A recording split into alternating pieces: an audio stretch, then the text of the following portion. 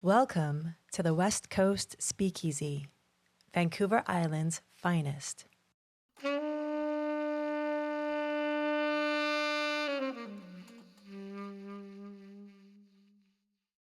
Well, welcome to the West Coast Speakeasy, everyone. I'm here today with Frank Zapper, ex-gang member turned addiction support worker, mentor, and live music host. Yes. Thanks very much for coming, man. Thanks for having me. What's really hood, son? Yeah, and that's your podcast too, right? Yeah, that is. But it's, what's really hood, son, is community. I put hood there because we're all hood, we're all family. It's a foundation, right? And it's like so many things in one. Right. And it's family, it's unity, it's togetherness. Every brick in the wall is what's really hood, son. It's the foundation. Nice, man. That's Yeah. cool. Yeah. I like that. Yeah. Yeah. Yeah. So why don't we maybe start by, if you want to take us back to maybe your childhood Okay. or your teenage years, and what influences kind of got you into the life of crime? Well, I mean, if we look at generational trauma and just being brought up in shit. Is it okay to swear? Of course. Yeah. Okay, because I mean, being born to a single mother that pretty much got pregnant with me at 17, had me when she was 18, Yeah. my grandparents had to convince her to keep me, more or less, Right. and my grandfather had two sons. R.I.P. to my grandpa, R.I.P. to my uncle Rick. They were both infamous bank robbers and Really? gangsters, 70s and 80s, here in British Columbia. Yeah, and so even from I think I met my uncle Rick first time when I was 4 years old, and we picked him up from Halfway House. I think it's still there on Dallas Road. Okay. We picked him up and brought him over for Christmas. Yeah. And he goes, I hate little white kids, but I like you. You're all right. And he gifts me this keyboard guitar. Remember those old Yeah. Fisher Price keyboard joints, Yeah. right? And he knew Bill Withers, Lean on Me. Okay. So he that was my only really adult song that I knew, besides some Sharon Lois and Bram, or Right. maybe some Michael Jackson. You don't really know music when you're No. 4 years old, right? Yeah. But throughout the years, they both would be in and out, or I didn't even know what On the Run was, so my uncle would be staying with my grandpa, and I'd go up there for the weekend, and there's my uncle, and I heard them, in the, oh yeah, he's on the run, you got to keep it on the DL. Yeah. Wow. And it's not my whole family wasn't involved in criminality, but it was, I wouldn't want to say what it was accepted, but it also wasn't frowned upon. My grandpa always said, yo, what you're gonna do is what you're gonna do, Right. and what you want and what you're gonna get is two different things, right? So I didn't know at the time that I was learning things without knowing that I was learning them. Yeah. Yeah. And by the time I was 6 years old, I was put in foster care because my mom was on welfare, and the ministry decided that she couldn't care for my newborn sister and myself, and then I think the first place I was put in was with this Black Baptist family, and they were Upper Tillicum, kind of by Cary Road there by that Okay. 7-Eleven, and they would rent a hall to have their own church, and it was you're 6 years old, you just want to be playing in the backyard, and you're getting beat because you're not singing these hymns that you don't even know what any of this is about. And then thank God for my social worker, she came by and seen some stuff, and Got you out of there. put me in another one. I lasted there for maybe a week because I'm I just want to go home, Yeah. and then end up in this other group home on Fernwood Road. And then by the time it was like ready to like start my grade 2 school year, I'm like gone kindergarten and grade 1 at Vic West School. Now I'm sent to Blanchard, but they put me in like a behavioral class, Hmm. and like I'm gonna like kind of break a few things down here because Sure. now that I'm older, and when I've looked at it at certain points in my life, and I was getting trained to be okay with being in prison by the time I was 7, 8 years old. Okay. Mhm. They had like literal like timeout rooms, they called them, Mhm. and they would put us in a soundproof room and they'd turn the lights off. And they put you in a soundproof room and you'd be sitting in there all day. They'd take you and they restrain you like with your arm up behind your back like they would to like a prison inmate, In right? school. In school. We're talking like this would have been like, 89, 90, Mhm. right? And then like this one lady, she was like from Nova Scotia. She was like, yeah, like if a devil was a woman, like I Yeah, still yeah. got a scar on my finger because I wouldn't do my math because she Yeah. was being, and then she like grabbed my hand and digging her fingernail. And Right. my mom, bless my mom, as fucked up as she is, Yeah. she shows up to the school out of nowhere one day and like tries to fight the teacher, bro. It's like this whole thing. Oh Wow. yeah. So like I got my memory is like a blessing and a curse. Mm.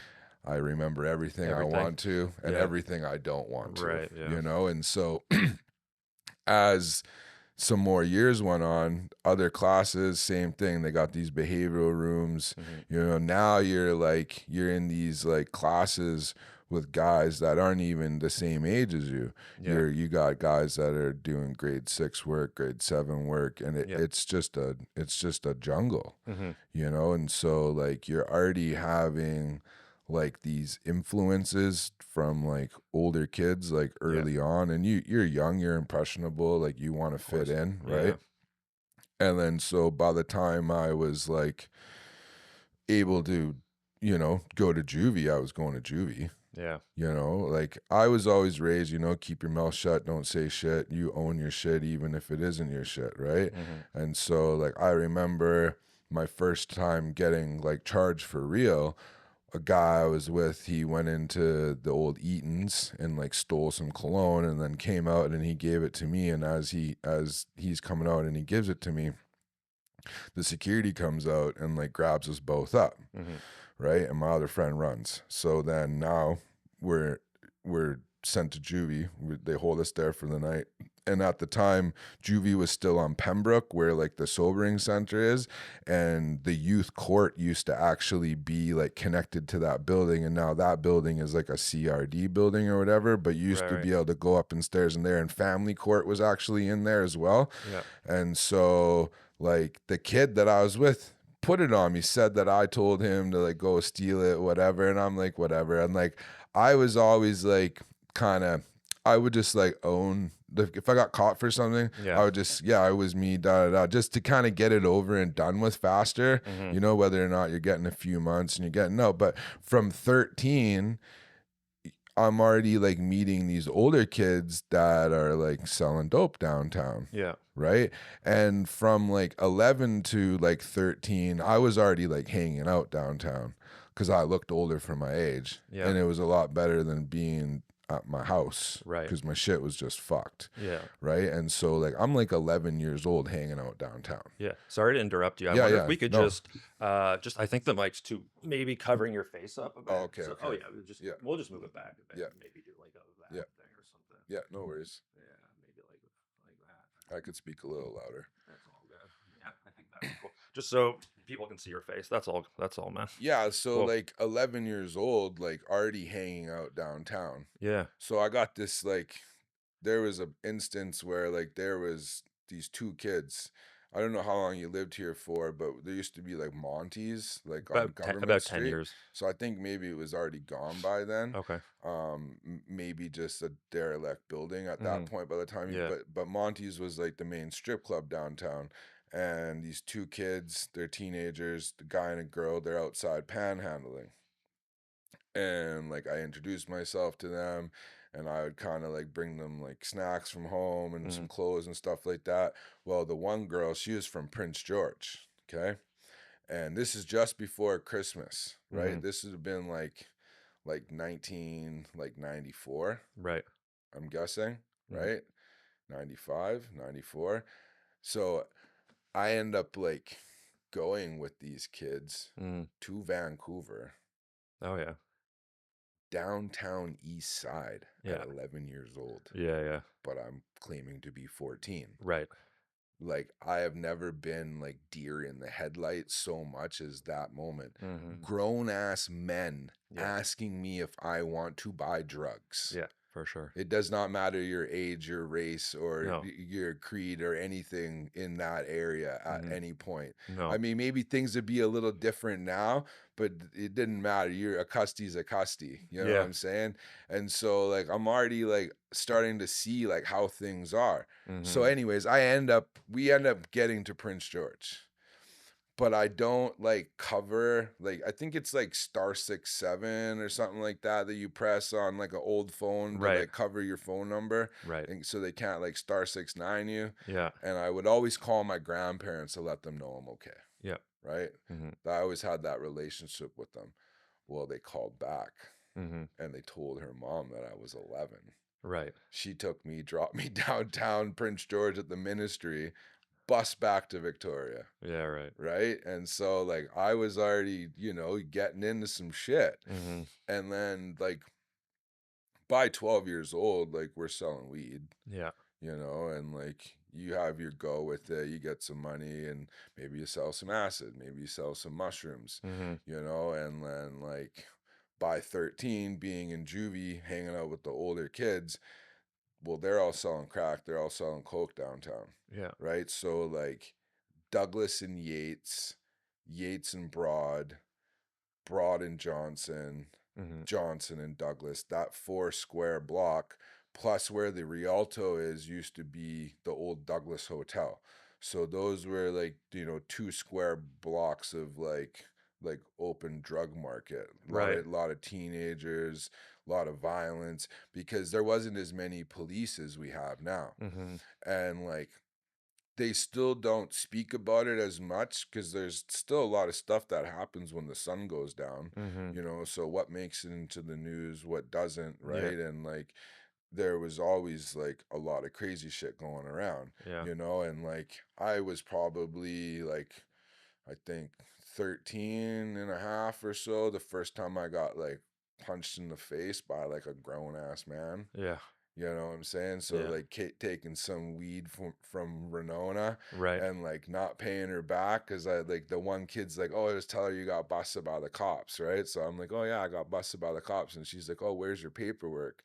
And I'm like, I don't know, fucking 13 years old, Yeah, yeah. like, I'm not thinking that far ahead. Buddy Yeah. literally gets up off the couch, hits me. I still never been hit that hard in my life. Yeah. And like, that's a ringer, you know what I mean? And when they Yeah. say like knock some sense into you early in life, that knocks some sense into me. Mhm. So like, from pretty much like that day forward, unless I was like proving a point or somebody was getting taxed, I never took anything from anybody ever again that I wasn't paying back. Yeah. Because, you make your bed, you lay in it. And so that woman, did she like control the drugs in that area She or? was like the main weed plug Yeah. for like in Esquimalt at the time, Right. right? She didn't really sell. I wasn't like, I didn't start with the hard drugs till I was about 14, Mhm. right? So like, back then though, right? You could smoke weed and you could drink and stuff like that, but Yeah. if you used drugs, you weren't to be trusted. Right. So you either sold them Mhm. or you did them. Right. So there wasn't many like teenagers that were users. Okay. And if they were, some of them were probably like closet users, maybe buck a couple lines. Right. You might have the odd guy that smokes crack, maybe the odd guy that did heroin, but it But it wasn't wasn't out in the open. it wasn't out in the open, and it was like super frowned upon, right? Mhm. Because a lot of the OGs like regulated stuff, right? And you didn't have like any, people weren't fucking around. Okay. and you had like a few like main people that kind of controlled things, and then you had the younger cats that worked for them, Right. and then they like were building their reputations, and I was following in their footsteps Yeah. because there's a lot of generational trauma. And so you came into contact with a lot of the people that were running stuff, though? Oh yeah, Yeah. because like there was, if you were like a good kid Hmm. and you keep your mouth shut, Yeah. you didn't gossip, you weren't like starting drama, and like I didn't do drugs, Hmm. I didn't smoke weed, Mm. I didn't drink. Oh, really? Wow. You Be- were clean, I mean, it or was like pretty straight. I didn't like the feeling of being drunk, and I didn't really like Yeah. the feeling of being stoned on weed. Like Yeah. I do some acid once in a while, Yeah. do some mushrooms once in a while, but it was like I would rather make money Yeah. and Hmm. have the money to spend on things Yeah. than to like waste the money that I'm making. Sure. And when you come from nothing, literal nothing, like the only thing I ever had, like, there was food, but not a lot. Yeah. And if it wasn't for my grandparents, I wouldn't have had really much at all, Hmm. because there wasn't enough to go around. And then when it becomes another mouth to feed, when my sister comes around, you know what I mean? That makes it harder. And like, I didn't know until I was older that my mom was like a crazy pill user Right. for years. Hmm. And I had no idea. She always say, "Oh, you're taking all these pills. Oh, it's for my headache." Right. Yeah. And I remember like my uncle kind of like, making fun of her, you know what I mean? But like I didn't really know like what he was saying. And then when Hmm. I look back on it, I'm like, oh, this is crazy. Yeah. Yeah. Right. So Wow. And so at that stage, you weren't really like in a gang per se at that point. no, we're just like hang around kids, Yeah. right? And then, so how did it, and then I guess it just progressively, you just got more and more into it Yeah. over time. Because I mean, like a gang isn't necessarily like a gang, like doesn't always have to be a quote unquote, oh, this is what this crew's called. Yeah. You have a collective of individuals Hmm. that's like conspiring to, Do whatever. do Yeah. shit together. Yeah. But then that becomes your crew. Yeah. That becomes, your like the people that you quote unquote think that you can trust. Hmm. Because, I had a guy say one time, people are only loyal to the dollar. Mm. Now, this is true for some instances, Hmm. but there's a few of us, and I consider myself one of them. We're last of a dying breed where, like, we're loyal to a fault. Right. Where, like, we will do whatever for someone that shows us, like, mutual respect, in Hmm. hoping that you hope that they're gonna have your back when Hmm. push comes to shove. Yeah. But one thing that I've learned over time, and this isn't like on some jaded shit or ego, like yes, you can only rely on yourself, but only to like to a certain point. Hmm. You know what I'm saying? And I think like I always had like a moral compass that like directed me to, and like things that I was willing to do and things that I was willing not to do. Yeah. Looking back on them, I probably could have made some like better decisions, but my influences at the time, Yeah. Of course. my environment at the time, Hmm. the only people that I had around me was like killers and thieves and badass dudes, Yeah. and then like there was a point in my life where I took like a little tiny like break from those cats, Hmm. but I'm still being involved in like other things and like other aspects, Right. because if that's all Hmm. there was times that I tried to get a regular job, Right. but with no like education. Like I roll on like I don't give a I'm not, what's something to be proud of, not to be proud of. I literally have a grade 6 education Really? because I didn't even finish grade 6, my dude. Yeah. Wow. I was already downtown, Yeah. Yeah. right? Yeah. And until I was 13, I couldn't even use youth services. Couldn't stay at Kiwanis. I couldn't go to any of the youth drop-ins because it was like 13 to 18 or something like that. So like by them not letting me get help that I needed, Hmm. that put me further back. Right. You know what I'm saying? Hmm. So by the time I was like 17, like I was like one of like the main like weed guys like for like my age group, because I'd kind of like I wasn't liking where the direction was at with Hmm. like selling coke with certain individuals. It was shit just was getting too aggressive, Yeah. and I didn't really want to be a part of that at that point, because Hmm. again, I'm smart. Mm. You know, there was always like, even if there was guys that I didn't fuck with and they didn't fuck with me, it was still on some mutual respect shit, Hmm. because they knew what I was capable of and I knew what they were capable of. So it Right. was just like, why not we just like save ourselves the trouble, Yeah. Yeah. Yeah. right? And then so like probably for my full 17 year, like I convinced like my um social worker to give me independent living, Okay. right? So I was like, I had a roommate, right? And I Hmm. had like my own place basically, Hmm. right? And then like we got it in our head that we were gonna fuck off to the States. And this was just before like 9/11, Okay. right? So Yeah. like we literally like got to like Peace Arch.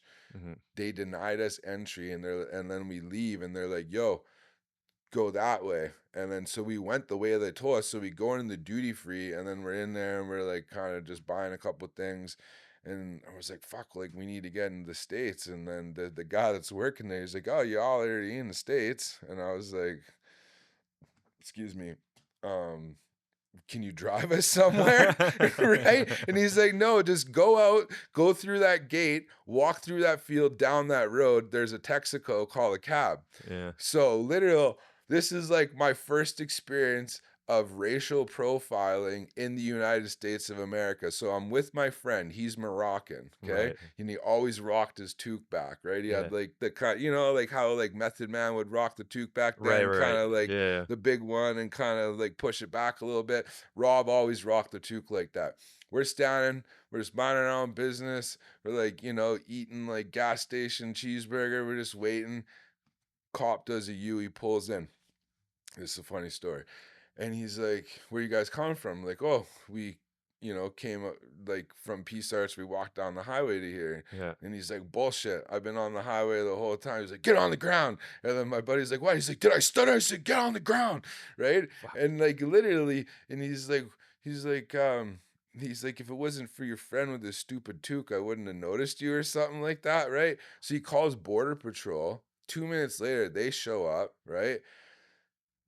We're gonna rewind. When we were on the bus coming from Vancouver, we all popped like press tabs of ecstasy because we're gonna party when we get into fucking Seattle.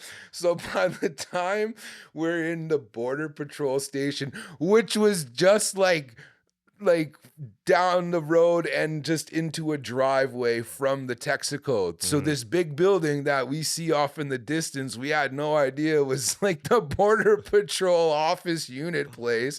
So we're in there, and now we're like, so anyways, they drop us back. We cabin a White Rock. Couple days later, we did it again. We made it through. We got a compass, and Oh, we really? like, Wow. oh yeah. So I made it about as far as Spokane, Washington. Okay. Yeah. And then my homies, they went further. They ended up getting picked up by like INS outside of Nebraska. Like, I don't know where. I think we were trying to go to Kansas City to like, because homie Rob's uncle was there. We just had some like, we were all on probation. We didn't Yeah. want to go back to juvie. Yeah. We're lucky that they didn't like arrest us and send us to Willington and Burnaby Hmm. when we hopped over the first time. You know Yeah. what I I'm mean? surprised. Yeah. I'm surprised they sent you back and didn't just like take Yeah. you to somewhere in the U.S. or. Yes. Yeah. We were youth though. Right. Right? So Oh, we okay. we were Yeah. only, I think, no, I hadn't quite turned 17 yet. Right. I was 16 and a bit. Mm. Crazy.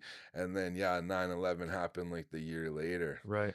But yeah, so like my 17 year, we were doing a lot with the weed and all that, and I was, handling pounds, Mm. and me and my homies were doing our stuff, and we had our little like weed trap, like kind of in Fernwood, and Yeah. there was an individual that jacked one of my friends like indoor outdoor grow ops. Okay. Yeah. Yeah. So he had his weed growing in a greenhouse like on his property. Hmm. this guy came to do some stonemason work at his house. This is funny how this all connects. So I lived in this apartment building on Fort and Fern, just like down from the junction. I'm in the hot tub in the building, and this guy that I knew through another guy lived in the building too. He's down in the hot tub. He's telling me about this grow up that he ripped off. The next day, one of the OGs comes over to the place. He's like, hey, and he gives us the details. And I was like, I know the fucking guy. Yeah. So I got 2 of my homies, and I got 2 more of my homies. Yeah. So got 2 guys to knock on the door. Yeah. You know,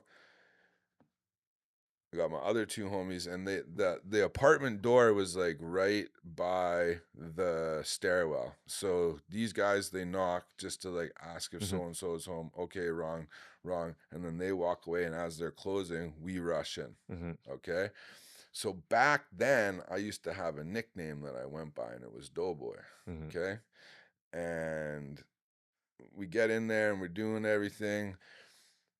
And we're about to leave, and the one homie comes back and he goes, yo, come on, Doughboy, let's go. And we had a rule before we went in there that we weren't going to say anything. Right. Because they wanted it to be like more scary. Yeah. Right. And so I get picked up the next day at my probation officer's office. You know what that was?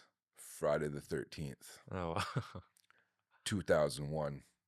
I was 18 for 5 days. Right. And I got a 5-year sentence 2 months later.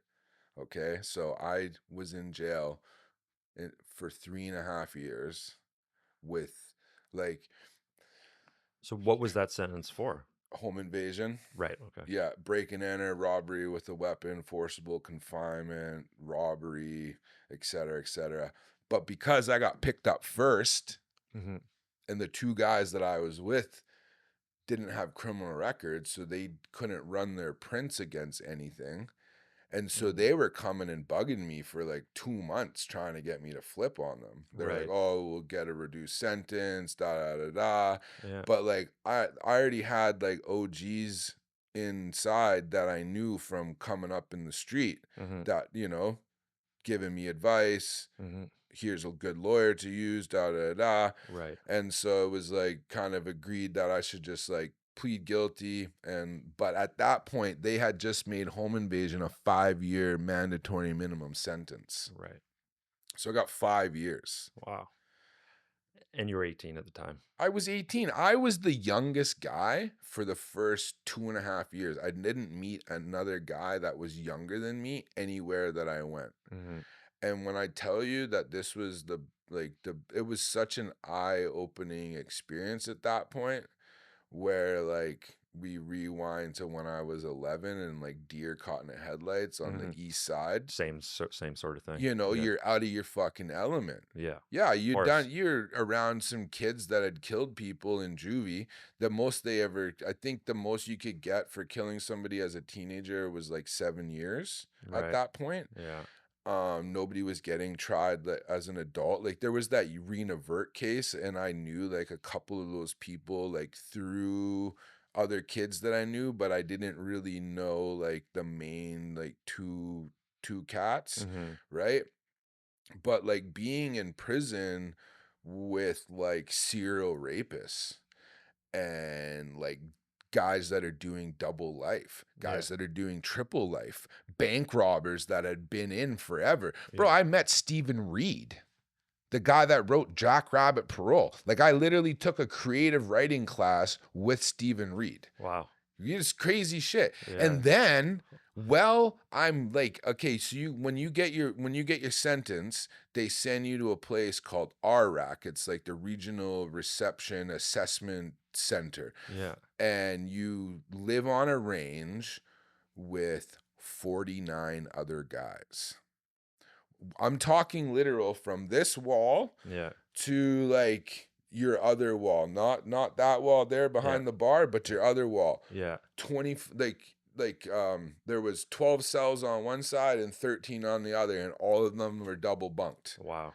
There was but the guys that were in on murder, they're waiting to go to the max. Mm-hmm. And then so what they're doing is they're assessing you and they're watching you and they're seeing everything that you do. So while you're there, your behavior dictates where your security classification is going to be. So you got repeat offenders, you got first time offenders like myself, Mm-hmm. but it's overflow too. So I actually had to spend 3 weeks upstairs in overflow segregation.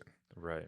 You know what I mean? And like now you're really like experiencing some like pretty fucked up conditions. Definitely. All of it sounds like so tight, and It's it's it's crazy. it's really messed up, man. Yeah. And then but thankfully, because I didn't really have any prior violence Mm-hmm. on my record and I was from the island, William Head was still classified as a medium security institution. Right. So I ended up getting to go to William Head. Mm-hmm. And while I was at William Head, my dude, my uncle Jeff, Rick's brother, the one that was at my grandparents' house that was on the run when I'm a kid, he's just finishing up a 5-year bid for bank robbery. Wow.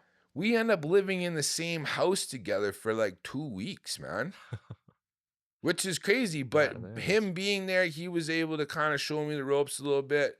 You know what I mean? He's like, if you're going to do time, the two most important things is getting a good job Right. that's easy and you just don't give a shit about, Mm-hmm. and minding your own fucking business. Yeah, of course. Don't get into debt.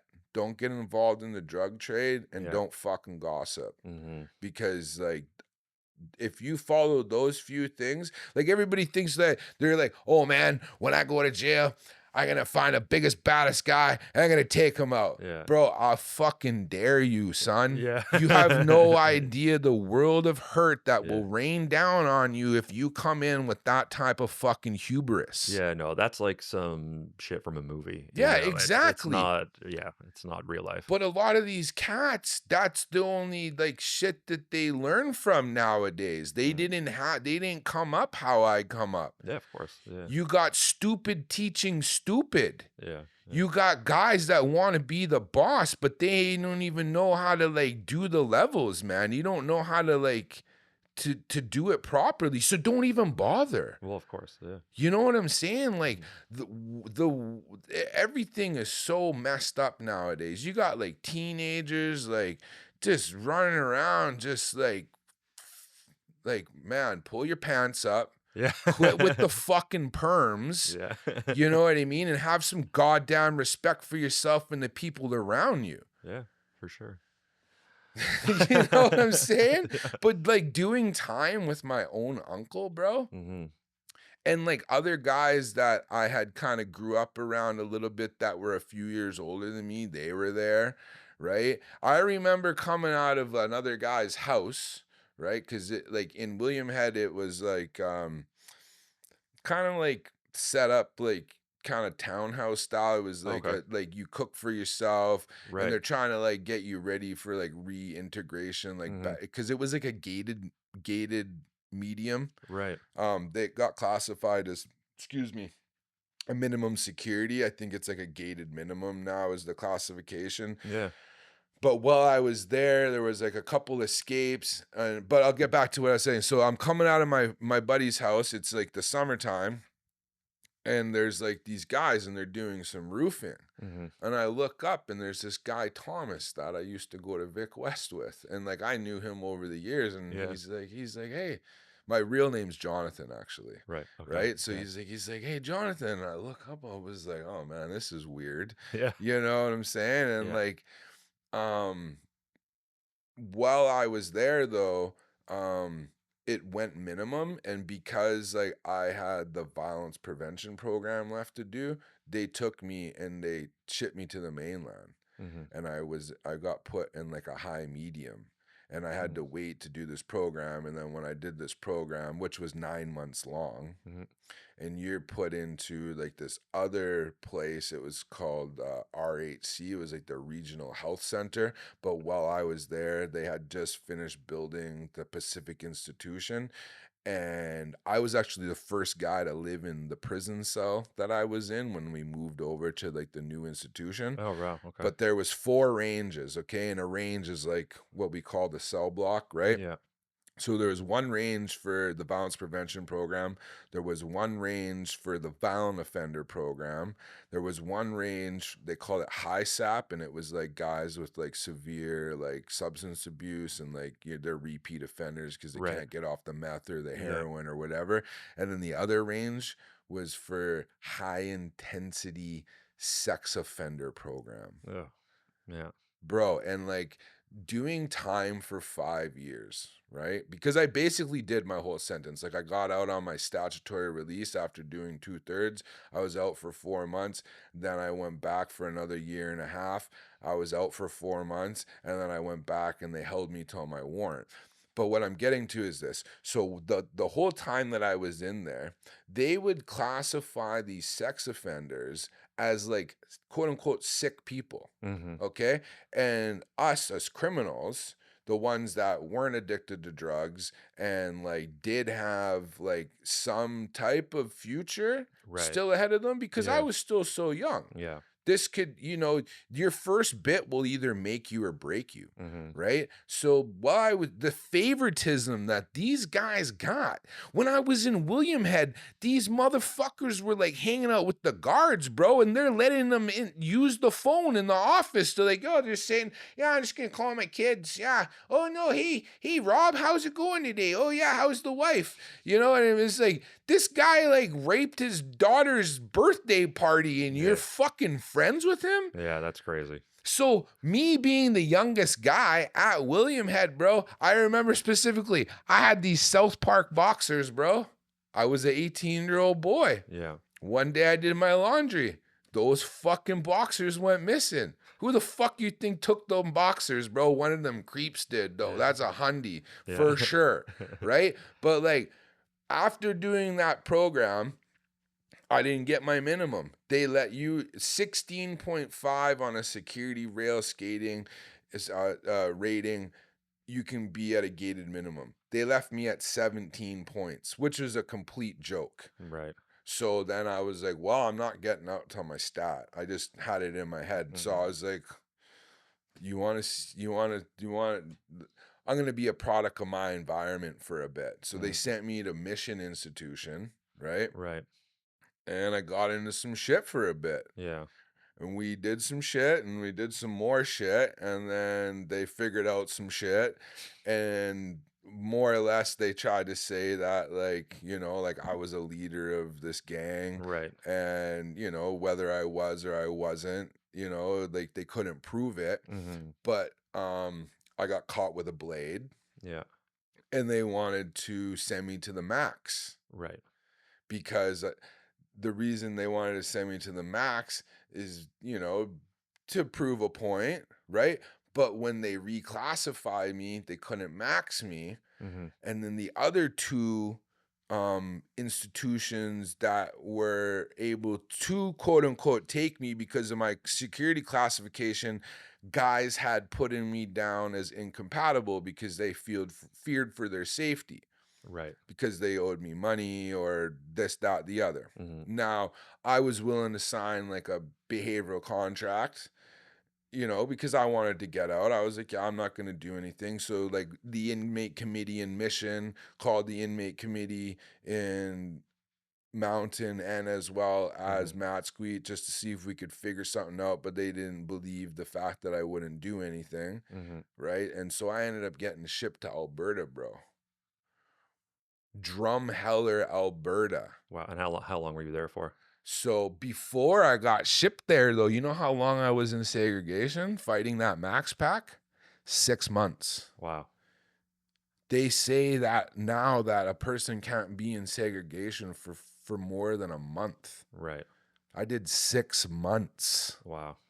And the whole time in the hole, no pun intended, the person that's there the longest is supposed to get like the cleaner job. So it gives you a little bit more right.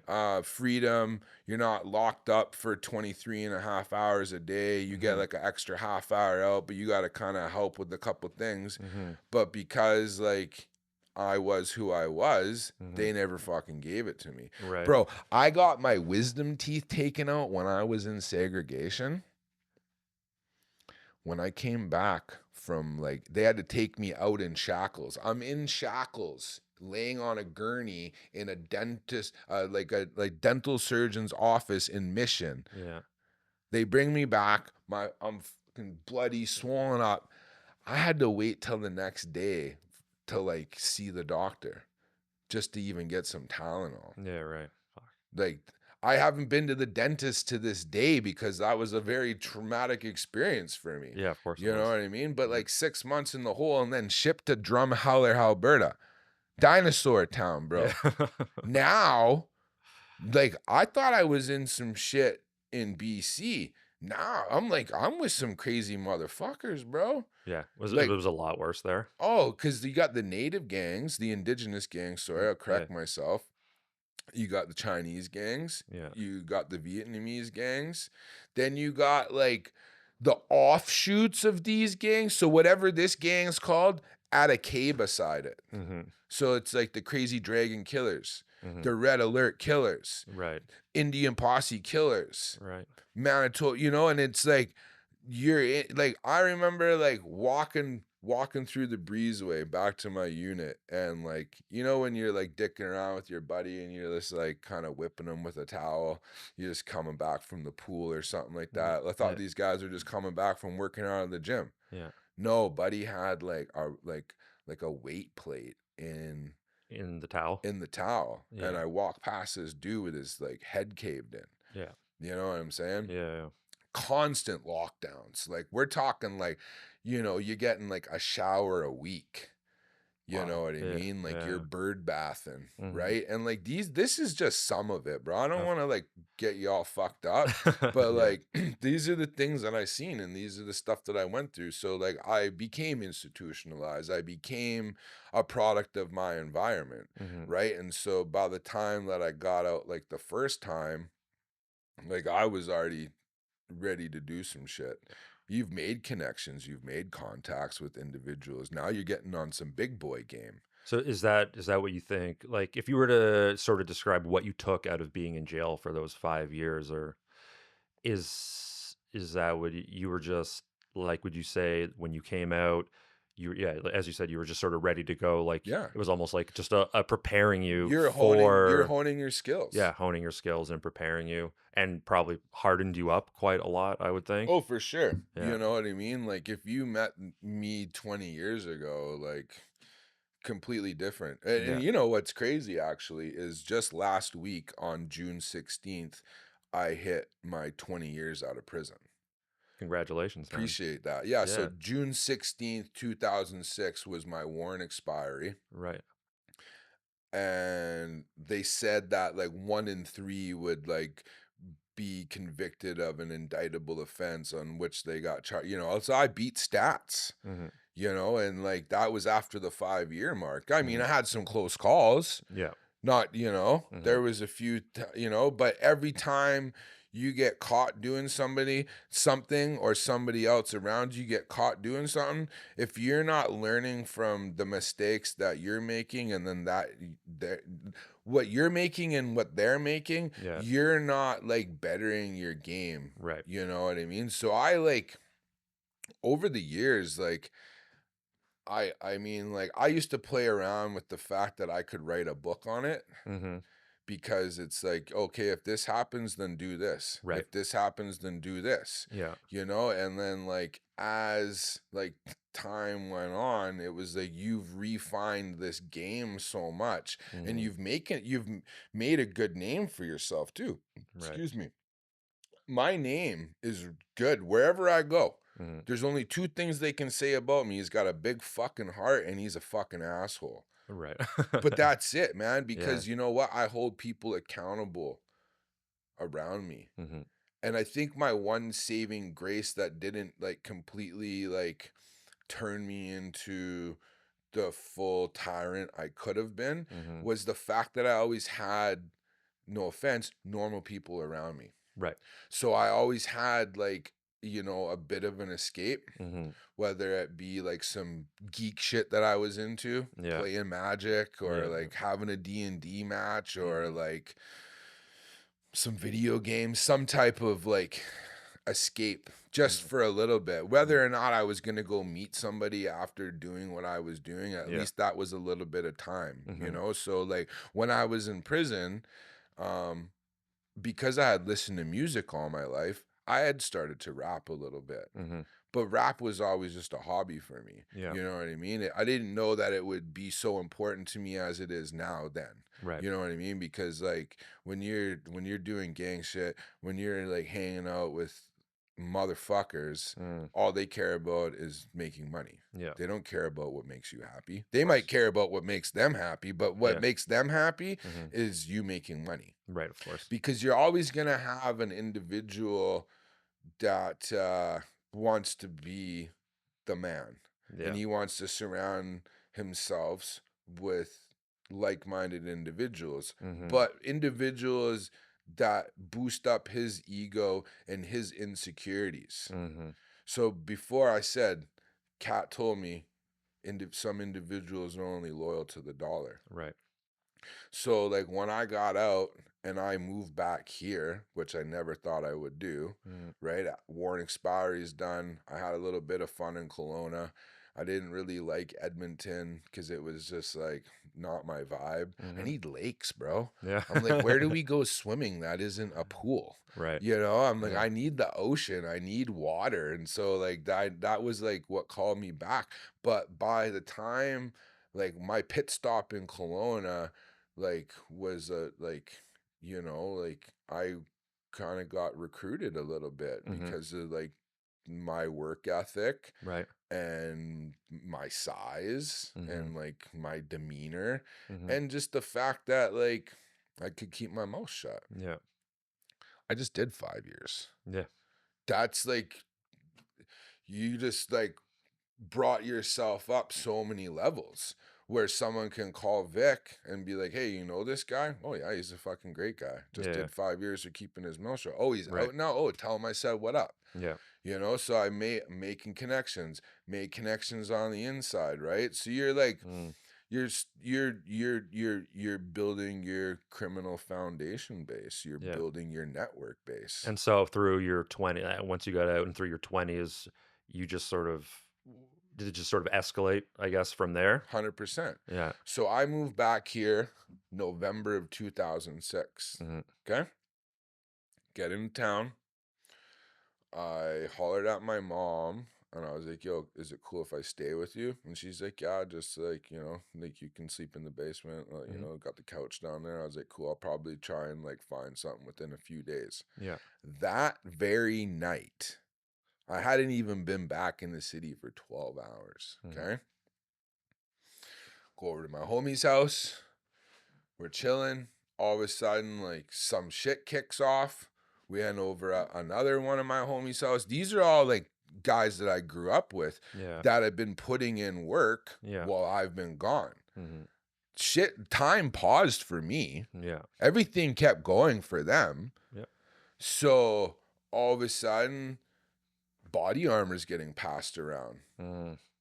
Guns are getting passed around. Yeah. Masks are getting passed around. We're going to do some shit. Yeah. No questions asked. These are my dudes. Yeah. I'm going to hold them down no matter what. Yeah. Because I think in my head, you know, that they would do the same for me. Right. That's all the idea that we had at that point Yeah. because we're loyal to a fault. Yeah. I wasn't even back in town for 12 hours. Yeah. And I was already like willing to like get dangerous offender status Mhm. because I had just done a home invasion. Yeah. So if we go shoot up this house that we were going to go shoot up and then I get caught, You're fucked. I'm fucked. Yeah. I don't think about none of that though. Mhm. You don't think about none of that until you're trying to deal with it. But I would have just kept my mouth shut again and I would have got the 10 years or the DO status. Mhm. Because like at that point, because I've already done violence prevention program and I already done the 5 years, Mhm. dangerous offender status for sure. Mhm. Then I'm like, then what? I can get reviewed. I'd probably get reviewed for parole like every like 2 to 4 years, if Mhm. that, if I even was allowed to have a hearing, Mhm. right? So like, you know, you don't even think about like being like, nah, like maybe I'll go. Mhm. You no questions asked. You're there for those dudes. Mhm. I'm not friends with a single one of those guys now. Mhm. Guys that would tell me that they would take a bullet for me. Right. Guys that told me that they would do anything for me. Mhm. Guys that said they would have my back forever. Mhm. Haven't talked to them in years. Right. Not of anything that I did. Mm. They're all in jail. No. They're fucking cocksucking two-faced fucks. Right. I'm gonna tell it to you like this, man. You never truly know somebody until you truly know somebody. Of course. Yeah. And what they may ask of you, are they willing to do that very same thing for you when you ask it for them? Yeah. When you need a place to stay, Mm. when you need some money because the cops raided you and like you got to pay your rent. Mhm. But when they were like in need, no questions asked. Yeah. You know what I mean? So like I had to like not be so fucking naive. Mhm. And I had to like start to like, you know, once you stop being the guy that they can rely on, they stop hollering. Yeah. You know, so like I started to like really refine my crew at that point. Yeah. And now I'm rolling with some other guys and we're doing other things, Mhm. you know, like big numbers. Yeah. And like along the way, I learned from my mistakes and everybody around me. I had a Mhm. really close call in 2010 actually. So like I had a weed trap in Fernwood. I had kind of like had a stance against like hard drugs for a bit. I went kind of like Mhm. anti-hard drugs. So I sold weed, I sold mushrooms, acid, like ketamine. Yeah. You know, I was a one-stop party shop, Mhm. but I wouldn't But not the hard stuff. no coke, no heroin, no Mm. meth, you Yeah. know, none of the other bullshit. Maybe a couple pieces on the side, like Mhm. if you like needed a gun and you were gonna like pay extra for it, like you're not gonna be a fucking idiot with Mhm. it, and it's not gonna come back to me, maybe, Right. right? So this is really crazy. So like not a lot of people know the full extent of this story that I'm about to tell you, and it's a little fucked up, and I'm not going to go into like crazy detail, but it's a defining moment for me. So up Mhm. until this point that this happened, like I had my like fun little things that would distract me at times. You know, Yeah. we had the cipher circles and we had the shows, and there were certain things that like I would attend when I could Mhm. if I had the time, right? And so like I was a loving, caring guy. I gave a fuck about everybody, you Mhm. know, you knew you could count on me. I'm gonna hold you down. So this was March of 2010. Mhm. Um, Earlier in the day, I had just paid for a brand new um augmented SKS rifle that would work as fully automatic. Mhm. I leave it at the guy's house. And I was supposed to go back and pick it up, but I didn't. And I was like, I gotta go to Vancouver tomorrow. I'll come back tomorrow evening and I'll get this. Yeah. So cell phones needed to have the ringer on in order for the alarm to work. So I Mhm. had to get up early. But so my ringer's on. So my phone rings and my neighbor upstairs, it says, I think I heard some gunshots. Mhm. Did you hear anything? My pit bull slept on the couch in the living room by the door. She's losing her mind. Mhm. So I get up, and because Buddy's like, "Oh, I think I heard another one," and I couldn't quite hear it because I'm a few units over. I come out. As I come out, someone like runs that way, Mhm. and then another guy comes out, and he turns towards me with a shotgun, and I go back inside my house, and I just end up getting pushed back out like with this like force. Hmm. Like I like should have stayed behind the Yeah. door, Yeah. but I did not stay behind the door. I came out. Yeah. Well, he was gone now at this point. This is probably like not even a minute now that has Right. passed. Yeah. So I go into my neighbor's place. He lived in number 1. I lived in number 3. When I crossed that threshold, my whole world came crashing down on me. I found him with like some shit you'd only ever see in the movie, bro. Right. Like this top half It's gone. was gone. Yeah. And that from that point on, for a very long time, I different. Yeah. And it was a very fucked up experience. Okay. So like I ain't no snitch, bro. Yeah. I went to jail for not snitching, Yeah. but I seen a body. Yeah. So like almost 2 years later, I gotta go to court for this shit. Right. Right. And testify that I saw this body. If I don't go and testify, I can get between 2 and 10 years in jail for Yeah. obstruction. Yeah. This fucking chump tried to step to me in the street one day and he's like, "Yo, you better not go to court." Yeah. I'm like, who the fuck are you? Like, are you going to pay my bills? Are you Yeah. going to take care of my dog? Are you going to pay my rent? Give me 50 grand Yeah. and I won't go to court. Yeah. Right? Yeah. Go to court. And I even said it right in the whole courtroom, bro. I was like, I never seen these two dudes in my life. Mm-hmm. I saw my friend with half his face blown off. Yeah. That's what I seen. Mm-hmm. And I just said that. Yeah. And they had all their little group of friends there. Just the fucking wasteful of wastefuls. Like, these are the fucking fuck boys to the fuck boys. They can't even handle, like, coming up correct on selling a cuffed 8-ball that's repress. Like, you think you're the boss, bro? You ain't shit. You're in the negative always. And there's always generations of these fucktards. Straight up, bro. There's too many fuckboys to go around. Nobody want to put in actual work. They just want to get high and drink and, like, hang out with these, like, just fucking useless fucks, bro.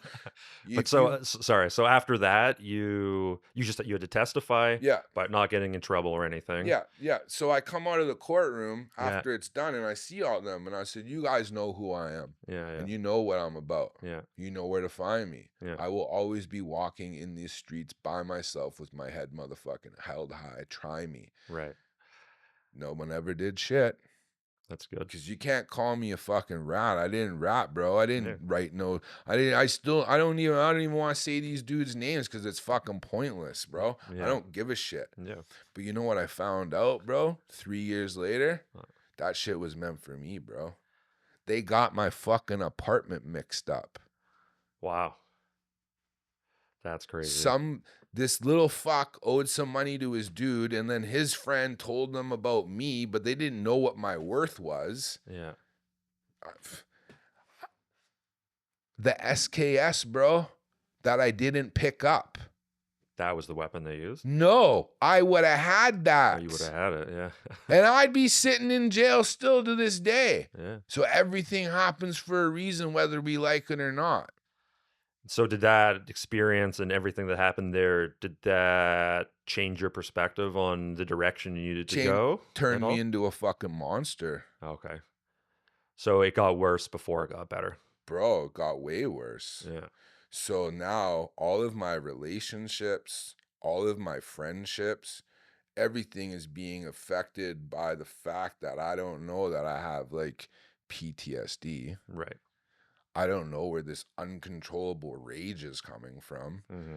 You know, all I want to do is make money and like barely ever like leave my spot unless it was to go do some shit. And Right. like so many relationships with like great women that I fucked up because like I was fucking angry. Yeah. You know what I mean? Or like I cheated Mm-hmm. or I like didn't keep them around long enough because I went to the next one. Yeah. You know, and like friends that like I kind of estranged myself from because like maybe I was trying to hold them a little bit too accountable. Right. You know what I mean? Instead of like following my own goddamn advice. Mm-hmm.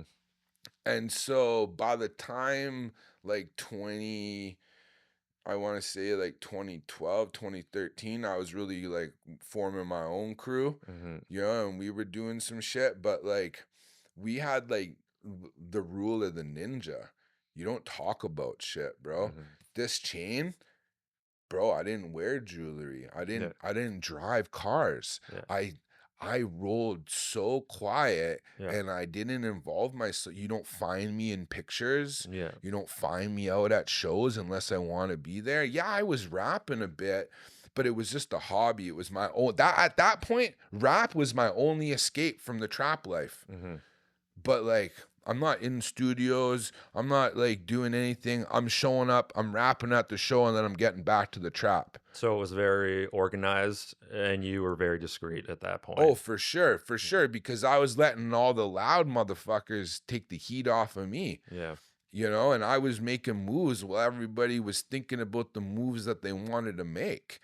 So, like, from being in all that, how would you describe in Victoria? Like, is there a lot more organized crime than people would think? Well, I think that Victoria has rose-colored glasses on, Mm-hmm. but they've had rose-colored glasses on for so long that they let the shit get to the point that it is at now, Mm-hmm. where like I think that it was always pretty fucked up, but the rents were lower. Right. So a lot of the stuff was behind closed doors and Right. things like this though, right? But Mm-hmm. now we're talking about more generational trauma. Mm-hmm. You know what I mean? Like you got mothers and daughters and fathers and sons and fathers and daughters and brothers and sisters and aunts and uncles, like all fucked up and addicted to drugs and like living in like SROs and all of that stuff, right? Mm-hmm. So I mean, like I can't like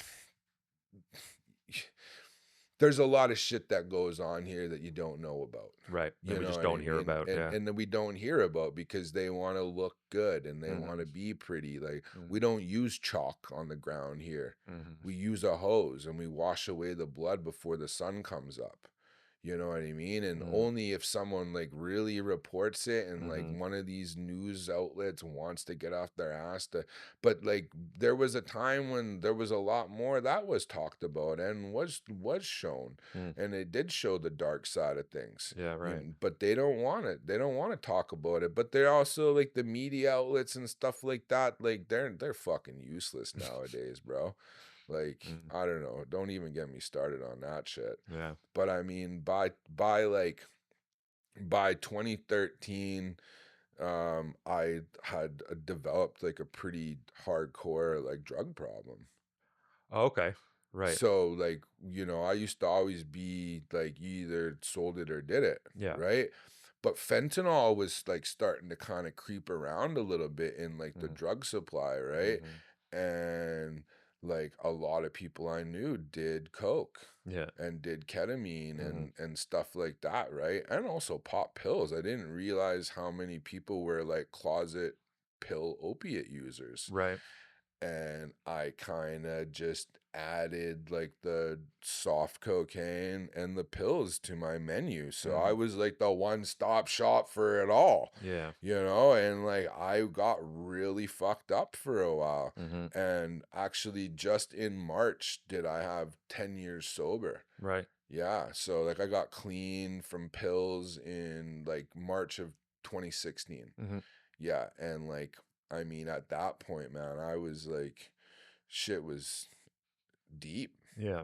and I was doing a lot of stuff and I did not have like much of a social life.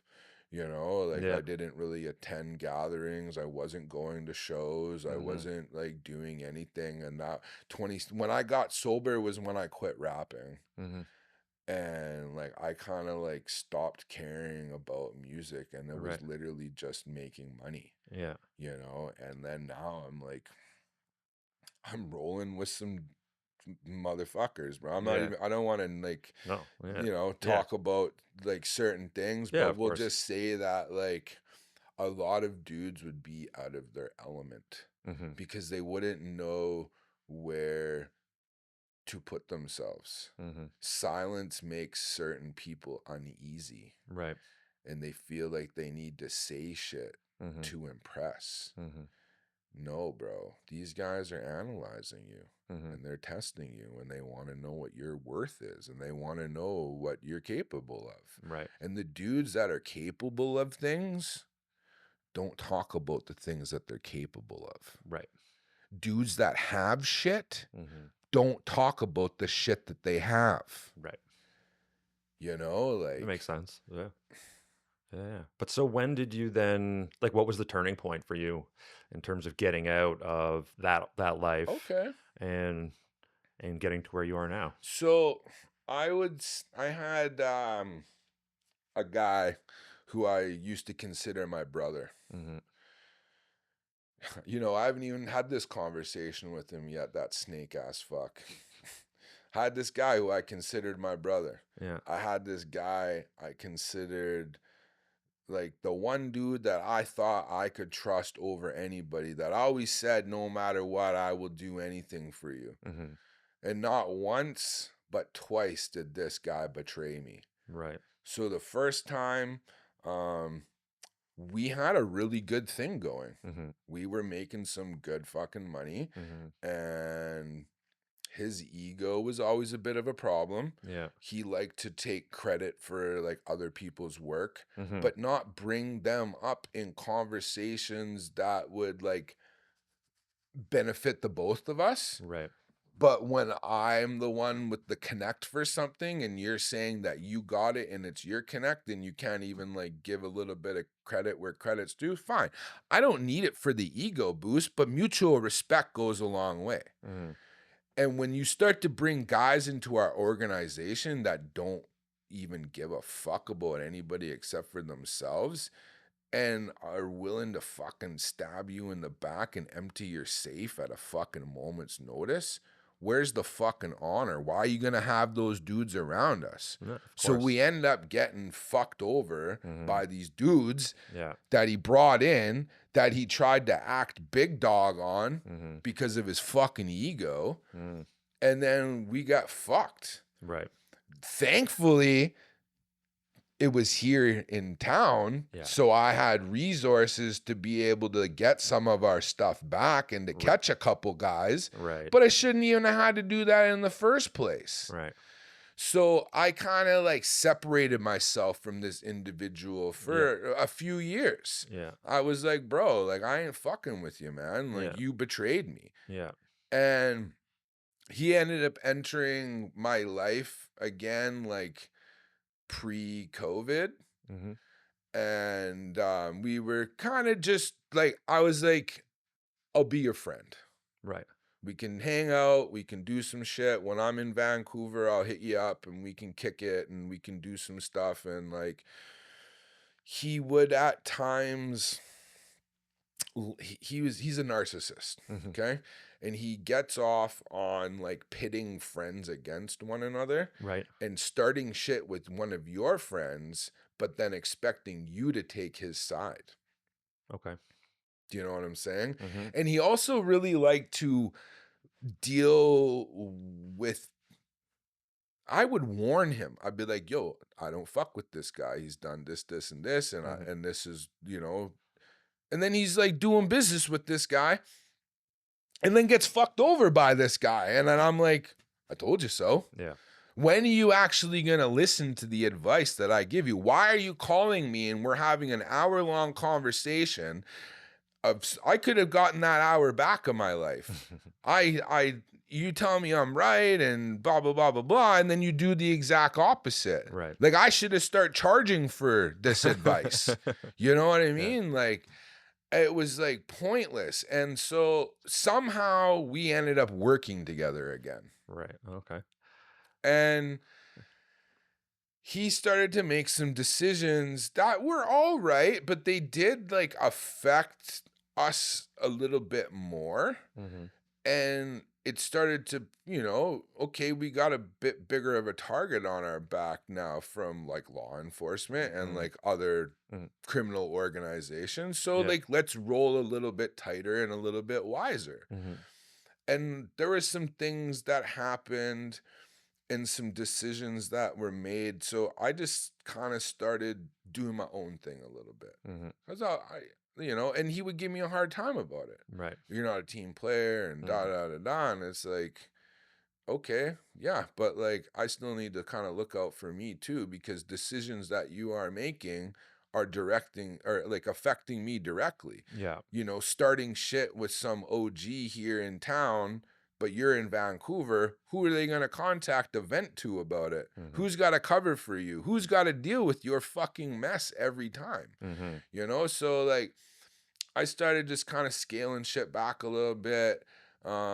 Started like cuz I was selling clothes and shoes for a bit as a cover, Right. you know, for like large amounts of money. And like during COVID, like sneakers and fashion and stuff like that, it blew Blew the up. fuck up. Yeah. Right. So it was like, it was good cover for me. You know Mhm. what I mean? But then I actually ended up making it into a business. Oh, And okay. that's Yeah. actually how I learned how to do social media, was Right. through that, and Yeah. like built my following, right? Yeah. But like I was starting to get bored with hustling. I'm like, Yeah. I've been doing this for 30 years. Yeah. I've done it fucking every way. Unless I move up another level, Yeah. what's the point? But then if I move up to that next level, I put even bigger target on my back. Yeah. And I can't trust none of these guys around me. Yeah. I got my few dudes that I know I could hold down, but in the back of my head, I can't like trust anybody to do the job that I want it done. If you want Yeah. a job done properly, you do it your fucking self. Well, I Yeah. can't be 50 places at once. Yeah. And I was just like, I don't need anything else. Yeah. I'm not trying to have this flashy car in this flashy place. I haven't worked for 10 years for a real job. Yeah. So like what? And then I get caught and they take it away from me. Nobody thinks about these things. Yeah. You want to have all these things. You want to be the motherfucking boss, but you don't know how to operate. You don't know how to move properly without having all eyes on you. You know Well, what I most mean? likely you're probably gonna have all eyes on you anyways. Exactly. Yeah. And the change to the money laundering laws now and the seizure laws and stuff. Yeah, that shit may be in your wife's name. That shit may be in your mom's name, but they know where the fuck it came from. Unless you can prove in civil forfeiture how the fuck they got it, Yeah. they taking it. Right. Good job, bro. You just lost a mill. Yeah. You know what I'm saying? And it's like, so literally I just started kind of playing poker. And I got back to basics, and I started like reconnecting with the street community a bit. Mhm. I'd walk through every day with my dogs and like check on my homies, and like, yeah, I was doing some business, Yeah. but you know what? It wasn't me doing business. It was making sure that my homies survived, Right. because that little wheel and deal that they were able to do, that kept them fed, that kept them clothed, that kept them, you know, Mhm. their addiction sufficient. Mhm. So they're not out there robbing anybody, Mhm. stealing from anybody, creating any shit. Yeah. You know what I mean? Mhm. But like, I also had to like to deal with some of the older heads that had taught me and had been there for me. So like uncles and aunts of people that I grew up with, Mhm. fathers and mothers of people that I grew up with. Mhm. You know, again, back to generational trauma. Mhm. You know, but I have the love from these people because I always treated them equally. Right. I never ruled my shit with a heavy hand. I'm not gonna bust you in the mouth for $50. Yeah. You know what I'm saying? Yeah. And because I didn't bust a dude in the mouth for $50 when he owed me 500, I always got paid back first. It might have been with somebody else's money, but I always got paid back first. Mhm. You know, and so like I slowly started to like see the things that were happening with like the crew that I was associated with. Like I still got our tattoo on my knuckles. Mhm. You know what I mean? And then by like like June of 2023, Mhm. I was like, okay, well, I'm turning 40 in October. Mhm. Like, what the fuck am I doing with my life? You know? And I started to think about it. I'm like, well, I haven't worked for almost 10 years, and I'm not gonna go back to like, you know, being a fucking barista Mhm. and trying to like rinse money through restaurants and shit like that. Yeah. Poker is getting kind of boring because I got to go to Vancouver now if I want to really win money, but then it costs me money to go over there. Yeah. You know, I'm weighing out all these things. I'm like, what can I do? What am I good at? Mhm. I'm good at taking care of my homies. I'm good at being a good listener and Mhm. like just caring. helping out where, within my means, Yeah, of course. and I knew quite a few individuals that worked in like supportive housing Mhm. and different outreach agencies. So I started to reach out and like, you know, see what this institution could do, what this agency could provide, what Mhm. I could bring to the table, what was expected of me, Mhm. what were they looking for? Yeah. Because I don't have an education, Yeah, but you can't teach what I know. of course. This is 30 years of experience in like building relationships. Yeah. And um I met up with a couple dudes and they're like, you could work graveyard shifts, they're like 12 hours. Well, I have two dogs and I Mhm. also have like my business, Yeah. right? And I have all my people trained that like I'm not available late night. You Mm. get a hold of me during the day, and if I want to see you, I'll see you, because I had really started to dial it back at that point. Yeah. Unless you were calling me to buy like an ounce of coke, Yeah. because at that point I had just transitioned. Money's just going into coke. You can buy weight. Mhm. I'm not selling you a gram or a Mhm. ball or a Mhm. quarter or a half or anything. Ounce or more. Yeah.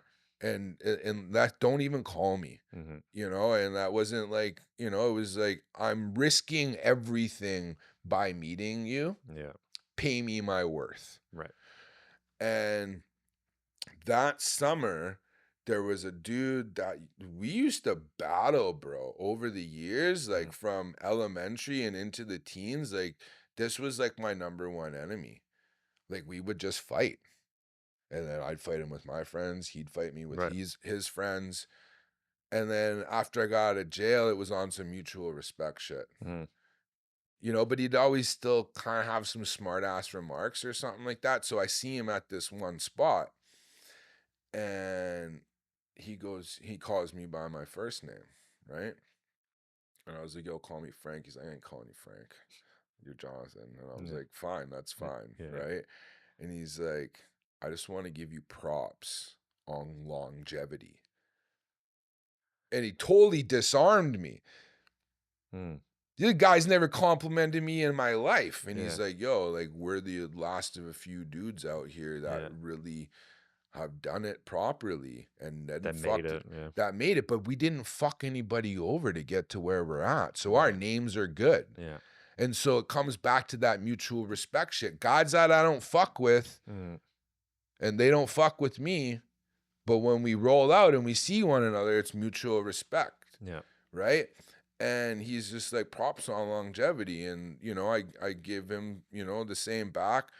And like, so I turned 40 like that October, Mhm. and my homie was working. He still works for Solid, but he was working outside there like the safe consumption on Pandora. And I was like, yo, like, who do I talk to about maybe getting on? He's like, oh, I'm the supervisor now. Mhm. So then next day I ended up having a meeting with him and another guy, which I also had history with, and I wasn't sure if I was going to get the job Yeah. because I wasn't sure if he could look past his biases. Right. Yeah. And I was like, why don't you just give me a chance? And they said, they're like, look, we know what you do, Mm. but what you do in your spare time and what you do at work is too. And I was like, bro, I'm not going to shit where I sleep, Yeah. So like right away, there was a noticeable difference with having me around. Oh, okay. Yeah. Right. Mm. And so as this is happening, I'm starting to kind of step back from dealing. Yeah. Right. And I kind of made a rule that like if you had my number before I got hired, Mhm. I would see you still. But if you didn't if you lost my number or you wanted to get my number, I Yeah. wasn't going to give it to you. Yeah. Yeah.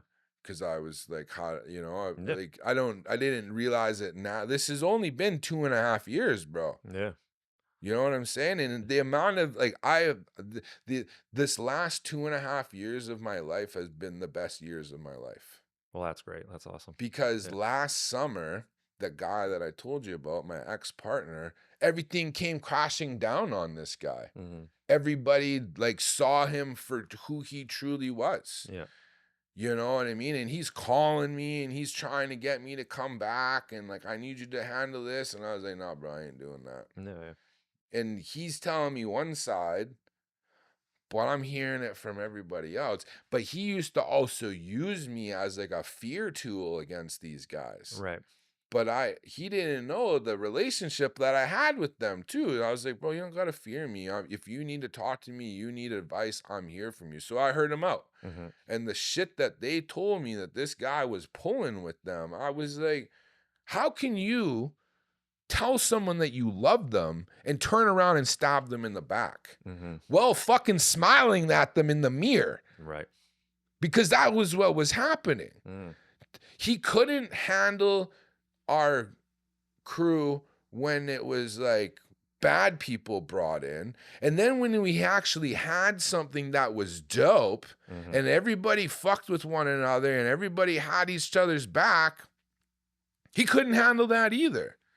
And he was like, he bestowed decision making to a 22-year-old. And then I'm like, had this like kid trying to tell me how it was. And that was like the last straw for me. Mm. You know what I mean? And that Yeah. was like when I had like really like, okay, I need to, instead of like taking the whole ship down, I'll fucking scuttle this ship myself. Mm-hmm. Fuck all y'all. Yeah. Because that thought crossed my mind. Mm-hmm. I was like, who the fuck do you think you are, man? We Yeah. done all this shit together and you're gonna fuck me like that, bro? Yeah. Meetings that like I should have been involved in and not involved in them, meeting them. You know what I'm saying? Like, I haven't never really talked about this too much, but the reason I'm adding all of these things is whoever sits down and watches this, so they can understand, like, it ain't all it's cracked up to be. If you want to, I don't promote criminality, but if you're going to do some shit, do it on your own, bro. Learn the steps, do it properly. And if you ain't going to do it properly, don't fucking do it. Mm-hmm. We live in North America, man. There is so much opportunity if you actually get out of your own damn way. Yeah. Sit down and read some shit. Yeah. Go do a fucking course. Don't rely on anybody else except for yourself, man. You ain't entitled to shit, and don't expect shit. You want the fucking boss to stroke your ego because you did the job that you got fucking paid to do in the first place? Cool, bro. If you need constant reassurance and all of these things, man, you need to take a good, long, hard look. Because I, at points, I needed reassurances, and sometimes I like to be told that I did a good job. Yeah. But then I just started to work harder, and I was like, I just let the work speak for itself. Yeah. So like, finally getting like this motherfucker. We're still gonna, I'm gonna add this one last part, okay?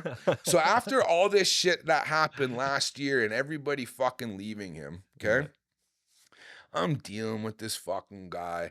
And I was just like, he'd call me and it was just always about him. I'm like, I got shit going on too that I'm dealing with. Yeah. But like, okay. And yeah, he'd say he loved me and I'd be like, okay, talk to you later. Like, I just stopped fucking saying it. Yeah. The last conversation that we had actually was in October. He called me on my birthday. He didn't even realize it was my birthday. Yeah. Just to call about his shit. Yeah. And I'm just like, yeah, cool. I listened to him for like half an hour, and like my dude's standing here like, can we go? Like, I want to eat. And I'm like, I know. And I'm just like, I'm just like, why am I being so fucking nice? Right? And then the last straw for me, though, to like really prove that, I'm like, I don't know why I needed a last straw. My homie died in December. Long live Knox. And that actually got me back rapping again and hosting and all that, right? Yeah. But when we were planning the benefit show for his son in memory of him, this fucking guy comments on my story, ...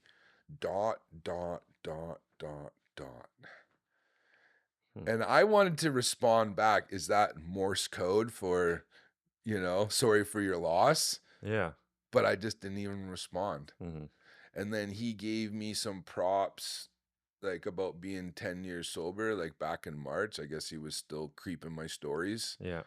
But like I had this profile muted for like a long time. Right. You know what I mean? Yeah, So whether or not you see me, I don't see none of your shit. Mm-hmm. You know what I'm saying? And like, I've thought like long and hard about the actual conversation I want to have in person with him if it Right. ever happens, but it doesn't need to ever happen. This can just be a chapter closed. Yeah, exactly. You know what I'm saying? Like, does that give me closure? It just creates more fucking It issues. does. Yeah, Yeah. definitely. And Yeah. like being able to, like, I had to prove a lot of people wrong Mhm.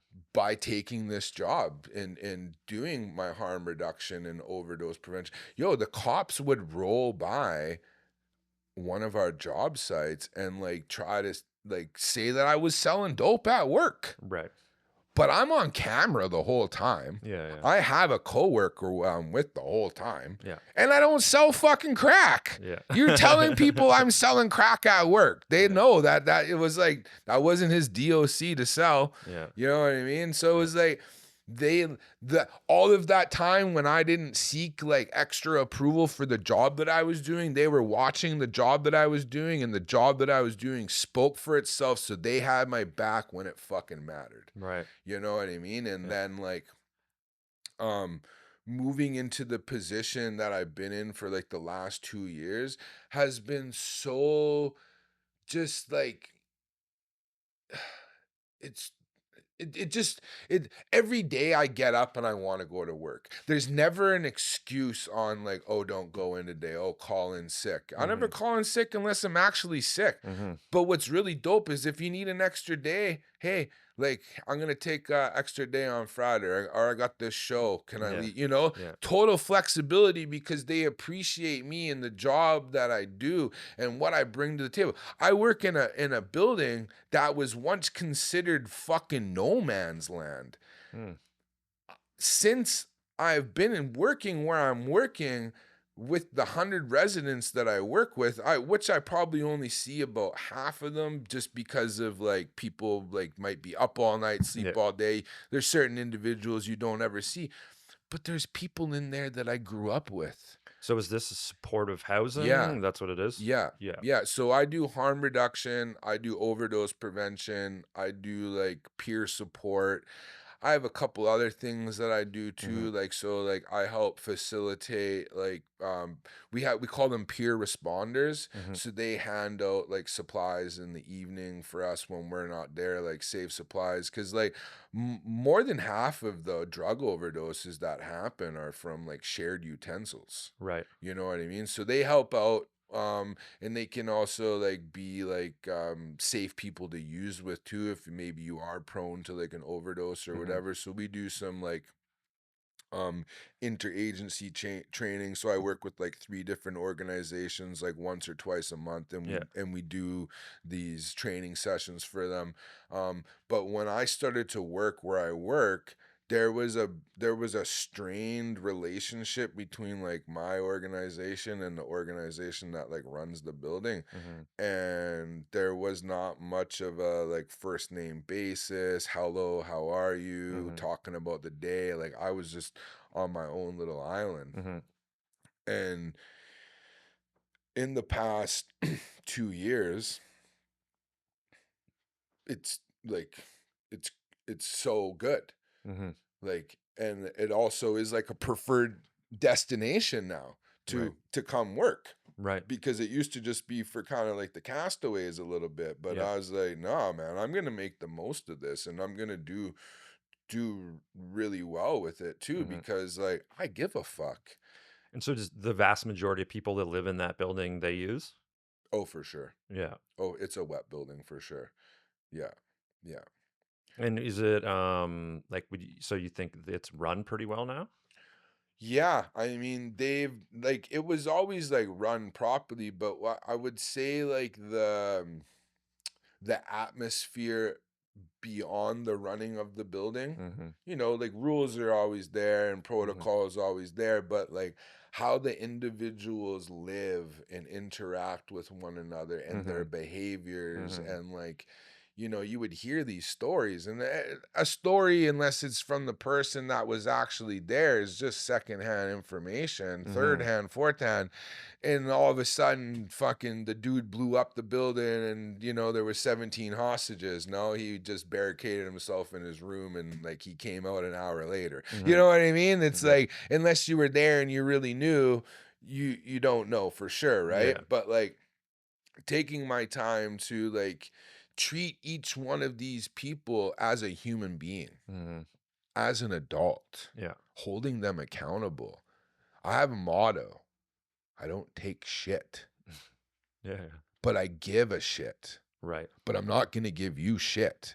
Mm-hmm. Do you see that? It's like, Yeah. I ain't going to take your shit. I give a shit, but I'm Yeah. not going to give a shit, but I'm going to call you on your shit. Right. So like, as soon as you cross the threshold into our harm reduction room, that's our island. Right. You know, that may be the mainland, but we're on our own island, and the vibe in there, and like the way that the interactions are, and like the community building, and the support, like, you know, it's just it's it makes me very thankful Mm-hmm. for what I've been through, Mm-hmm. everything that I have, and like everything that makes me me, Right. you know. And like, by like working for Solid, it led me to um keep an eye on some people that I wouldn't have been able to see as much of before they passed. Right. You know, I would check in on them Mm-hmm. on the way to work, on the way from work, Right. on my days off of work, you Mm-hmm. know. So like, if I wasn't doing the job that I was doing, I would have seen them very little, Mm. you know. So Yeah. I'm thankful for the extra time that I was able to get with With them. these, Yeah. you know. But the amount of people that we've lost in the almost 3 years that I've been working for my organization Mm-hmm. is, I've lost count. Right.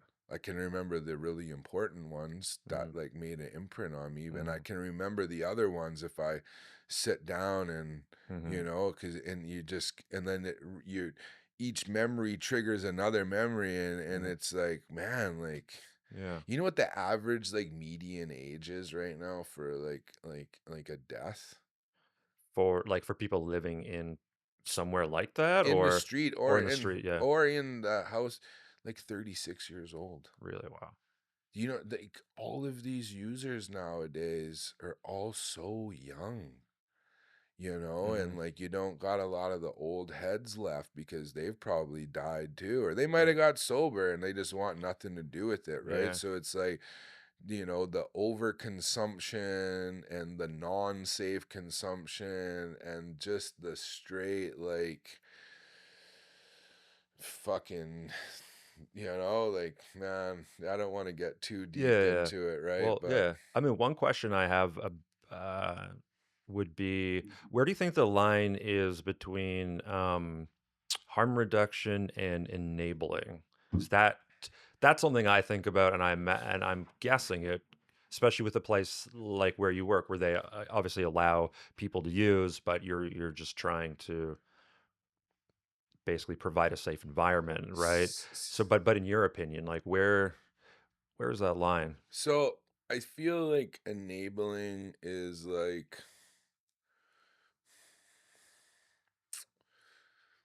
how do we define it, right? Like, you would you rather give someone safe tools to like do their shit, or would you rather them die? You know what I mean? So it's like, you are like, it's like a double-edged sword, Mm-hmm. right? Because like, without these services, there would be a whole bunch more people that are dead. Mm-hmm. But like, you know what, man? It's Heroin used to just be heroin. We didn't have fentanyl. Mm. We didn't have car fentanyl. We didn't have floral fentanyl. We didn't have all these like crazy shits. And Mm-hmm. it was, if it wasn't for those things and these like highly addictive substances, like, I get like the drug test reports weekly, and there's things that I can't even fucking pronounce. that are in them. Yeah. You know what I'm saying? Yeah. Like, I do drugs, or I did drugs Yeah. that I could pronounce the word of. Yeah. You know, if all of a sudden it's 7 syllables and you still not quite sure how to say it, like, Mhm. maybe that's not, you know? Yeah. And a lot of these are all like fucking like man-made chemicals Yeah. that are combined to make some other shit that to Mhm. give to this person. And you're like, yo, why would you kill your customer base? Don't you want people to sell drugs to? Yeah, you would think You so. you know what I'm saying? Yeah. But like at the same time, like you used to get fucked up for like giving hard drugs to someone that was young, bro. Mhm. I know enough dudes that like aren't around anymore because they sold dope to a teenager, Right. or they were dating a teenager, or Right. they were doing dope with their teenage girlfriend, you know what I Yeah. mean? And then all Yeah. of a sudden you ain't see that guy no more, you know what Mhm. I mean? He Mhm. probably moved away real fast, Yeah. you know. Yeah.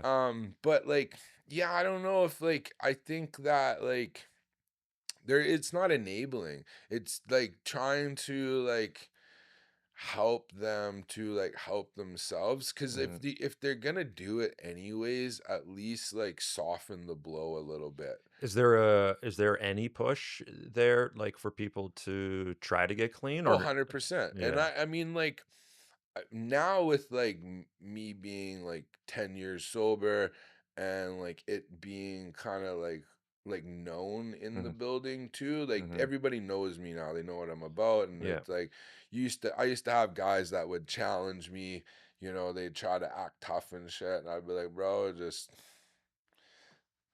go ask. Mhm. Don't just assume that I'm gonna take your shit, Mhm. because I do get off at 5 p.m. You know what I'm saying? That was kind of my attitude before.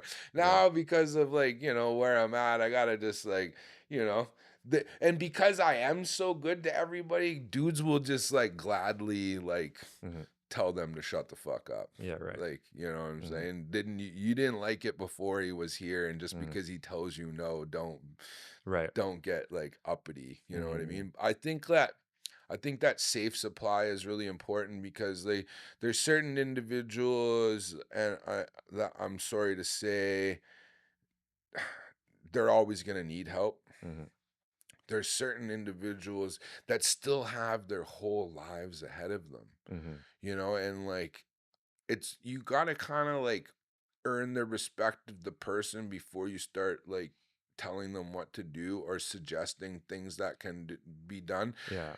Try to like plant the seed, let it grow a little bit, where like you could talk about what you have overcome and how you use certain things to get to where you're at, so that inspires them Yeah. to To get in. hopefully. Yeah, you know Yeah. what I mean? So when they propose the conversation, Mhm. when they, you know, and especially with the young ones too, I'm like, I always tell them, I'm like, bro, you still got your whole life ahead of you. Yeah. You know, like Mhm. this can just be a blip. Yeah. It's like it doesn't have to be the end all be all. Mhm. You know, there's certain individuals that like they haven't gone further than 3 or 4 blocks in the past Mm. however many years. Like, Yeah. I asked the guy the other day, I was like, when was the last time you've been to the lake? Mhm. He couldn't tell me. Yeah. You know, Yeah. because he goes from the building up to here to this service to that service, back over to here, and then he like hits his like benzo fentanyl dope, and then he like, you know, sleeps folded in half for 12, 14 hours. Yeah, right. You know, and then there's like another like 4 hours of like running around, 5, 6 hours grinding to like get that hit. And then, Mhm. you know, like how many hours a week are you actually like, Living? you know what I'm saying? Yeah. Like it's crazy. It is. Yeah, totally. Yeah, and like I mean like when I got clean from like using opiate pills, like I only, that's one thing I'm very thankful for, right? I never touched heroin. I have ADD, ADHD, Mhm. so like meth and blow kind of have like the opposite effect for me. Yeah. It kind of just mellows me out. Opiates make me hyper. Mhm. fucking, let's do some shit. You want to build a fort? You want to build a house? Like, we making a 7-course meal. You need me to like get up there and tell your life story with like Yeah. so much humor. Yeah. Like when I was working as a barista, like I would kill it on the, I'm just like smoozing. And I'm just Yeah. like, but I learned how to do all that stuff again, like Yeah. without drugs, because Yeah. I didn't need them to begin with. I Right. liked the feeling, but Yeah. like, when they started to crack down on like the sizes of like prescriptions that were available to people, Mm-hmm. so that kind of made it a little bit harder for me to source. And I was like a closet user too. Like there was a few people that knew, Mm-hmm. none of my girlfriends or anything like that No. knew, Right. Yeah. and like I was almost having to source it at like the street level, and like the there was like 2 months before I got sober, I bought like 2,000 oxys off this guy, Mm-hmm. and I was supposed to sell them, obviously. Yeah. Like that was like a big chunk of change I invested into that, and I Mm-hmm. probably did 75% of them. Right. Yeah. And then Yeah. that was done, and like I was just like, I'm fucking old. I went to there's a clinic on Pandora Mm-hmm. that's attached to this pharmacy, and I just rolled in there and I was like, hey, how do I sign up Yeah. to get sober? And like there's a drug, it's called Suboxone, Yeah. and it's like a opiate blocker, Mm-hmm. and then you have methadone. Right. I don't agree with methadone because you can still get high on methadone, and Mhm. you're also like pushing up like your tolerance Right. too, Mhm. right? Yeah. And you're gonna use like fentanyl Mm-hmm. or pills Mhm. while on methadone, and you Right. risk yourself of like overdose. So Yeah. like I told my doctor when I got like on the Suboxone that like I'll be your easiest Mm-hmm. guy. Yeah. The day that I started that, March 16th, 2016, never touched a pill again. Wow. I've been fully clean to this day from opiates. Like, because blow is never an issue, booze is never an issue. Mm-hmm. Sober can mean a bunch of things. Some people got to be dead ass sober. Yeah. They can't fuck around. They got too much of addictive personality. But Mhm. like, I have like a decent amount of control over myself. Yeah. But like, opiate withdrawal is a motherfucker, Mhm. bro. It's not fun. But you know what? It's not fun either. Not being you and Mhm. not having like Yeah. yourself, right? Mhm. And I wouldn't trade it for nothing, Mhm. so yeah. Wow. Yeah. Crazy. Yeah. So what do you think's the biggest thing you've gotten out of working with that organization?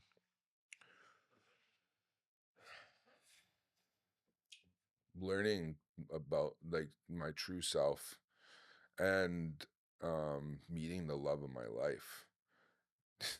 you know, Well, that's pretty amazing. yeah, like I never knew that I would be blessed with the opportunity to like meet my best friend, meet Mhm. my queen. But I could cry tears of happiness talking about it. I don't want to big you up too much because you do know how dope you are, but I Yeah. still got to tell everybody. She's like my number one supporter, man. And Mhm. especially since like getting back into music and everything, Mhm. right? Like she's like let me just kind of like do my thing. She doesn't stress me about it. And like we're both very super independent. Mhm. She's a mom, she's got two beautiful daughters, and Mhm.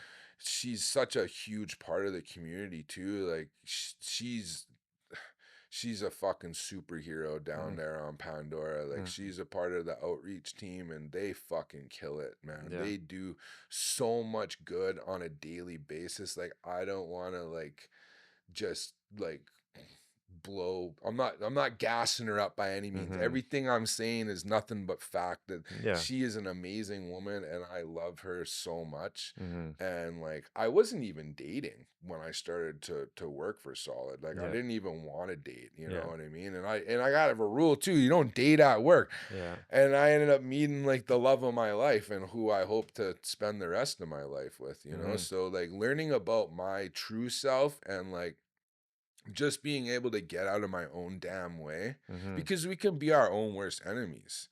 Ego and Totally. ego, pride, like entitlement, Mhm. we experience like these like are they fucking emotions or is it a thought process or what? Mm-hmm. Right? And like overthinking shit, you know? So it's just like learning just, you know, every day just to be a better version of myself. Mm-hmm. You know, and like, yeah, just blessed at the opportunity that I've been given, and I've met some really dope people, and like I've touched some really dope people, and like, yeah, I'm eating my queen, you know, like, so yeah, That's amazing, man. thank you. Thank you. Yeah, I think maybe the last thing I'm just wondering is what do you think we can do to help like people who are in your situation from a young age? What can we do at that stage to kind of help prevent youth from, taking that route into the criminality and all that? Do you think there's any like straightforward solutions? Well, see, the thing is, right, is we give the Victoria City Police like $80 million a year of $100 million fiscal budget, Right. more or less, that we get from like the provincial and federal government. Mm-hmm. $80 million these police get. Mm-hmm. And then these bylaw and like $3,000 a day for fencing and like all of these things. We had Tiny Town, like they called it, like over by Royal Athletic Park. They Mm-hmm. built it like, you know, during COVID. Right. There was many a success story that came out of it. We need like proper I don't want to use the word institution. We need or our facility Yeah, because I like, agree though. you know, Yeah. Yeah. we need like proper like community based like love and mentorship. Like you need 20 dudes like myself Mm-hmm. that are always on call, Mm-hmm. whether it be volunteer based at first or some type of like, Mm-hmm. you know, program that like helps with mentorship and stuff like that. Because like if I had someone like myself looking out for my young self, like Mm-hmm. I used to have like cool childcare workers, but you seen them once a week, twice a week. Mm-hmm. I was fucking around all the other time until I saw it. And then all of a sudden they'd move on to something.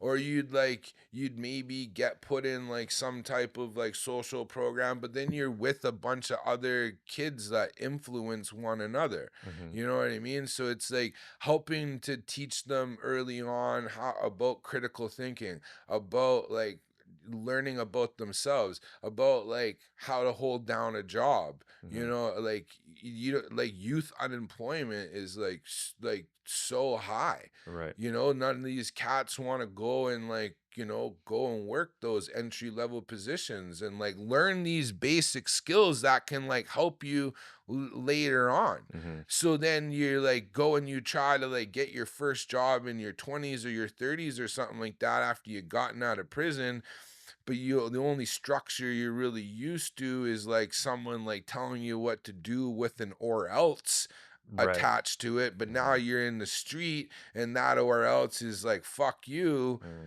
You know what I mean? I don't want to do what you told me. Mm-hmm.